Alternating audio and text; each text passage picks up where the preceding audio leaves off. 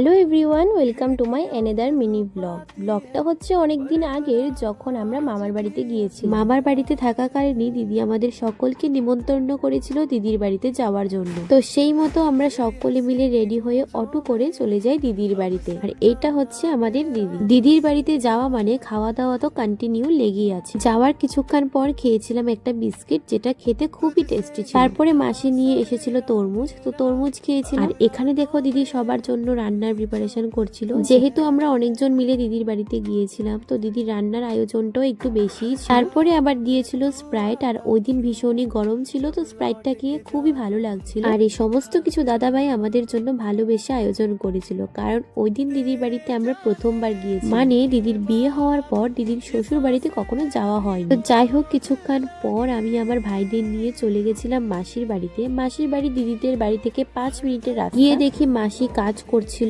আর এখানে মাসিদের বাড়িতে ছিল একটা তেঁতুল গাছ।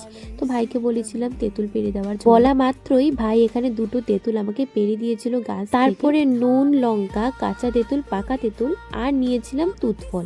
এই ফলটাকে আমরা তুত ফল বলে থাকি। তো সবকিছু নিয়ে একটু খেয়েছিলাম। এগুলি ভীষণই টক ছিল, ভীষণই টক। তো সব থেকে বড় কথা হলো, দিদির বাড়িতে এসে ভাত তো খেয়েছিলাম, কিন্তু সেগুলো ভিডিও করতে আমি ভুলে গেছি। তো যাই হোক, কি আর করা যাবে, মনে দুঃখ নিয়ে দিদিকে টাটা বলে আমরা সবাই মিলে বেরিয়ে পড়েছিলাম মামার বাড়িতে আবার চলে যাওয়ার জন্য। তো আজকের ব্লগটা এই পর্যন্তই।